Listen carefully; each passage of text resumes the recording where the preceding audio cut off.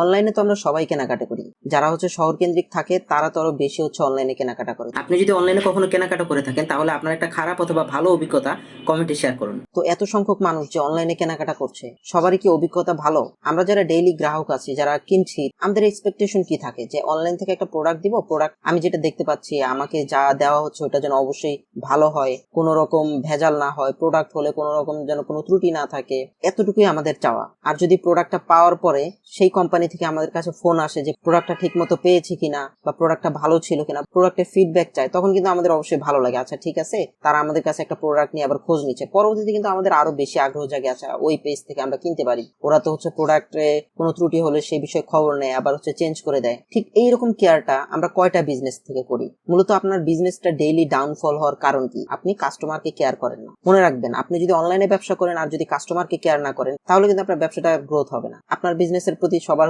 Trust কমে যাবে। আপনার ধরেন আপনার ক্যাটাগরির মানুষ আছে 1 লাখ, 1 লাখের থেকে যদি 30,000 মানুষজনকে আপনি সার্ভিস দেওয়ার পরে আপনার সার্ভিসের অবস্থা যদি এরকম হয়, তাহলে কিন্তু আপনার আর টাকা ঢেলেও কোনো কিছু কাজ হবে না, আস্তে আস্তে আপনার ব্যবসাটা ডাউন করবে। এটা একটা বড় কারণ যে ব্যবসাগুলো কি জন্য ডাউনফল ঘটে। আর আপনার যদি চিন্তা থাকে যে আপনি কাস্টমারকে ঠকাবেন, তাহলে কিন্তু আপনি নিজেই ঠকে যাবেন। কারণ যখন আপনি একটা বিজনেস করতে আসেন, সেখানে আপনি প্রফিটের কথা চিন্তা করলে হবে না, আপনার কাস্টমারের বিষয়টাও মাথায় রাখতে হবে যে আপনার প্রোডাক্টটা পেয়ে কাস্টমারটা আসলে হ্যাপি কিনা। যদি প্রোডাক্টে সে ভালো ফিডব্যাক দেয় তাহলে তো ভালো, আপনি আরো ভালো করে ট্রাই করেন। আর সে যদি কোনো ব্যাড রিভিউ দেয় তাহলে অবশ্যই সেটাকে শুধরে নেন। যদি আপনি এটা না করতে পারেন, তাহলে বিশ্বাস করেন নেক্সট 2 থেকে 3 বছরের মধ্যে আপনার ব্যবসাটা আপনি নিজে হাতে নষ্ট করবেন। যে অবশ্যই আপনি আপনার প্রোডাক্ট এবং কাস্টমারের প্রতি খেয়াল রাখুন। ইউটিউবে দেখে থাকলে সাবস্ক্রাইব করুন, আর সোশ্যাল মিডিয়াতে দেখে থাকলে ফলো করে দিন। ধন্যবাদ।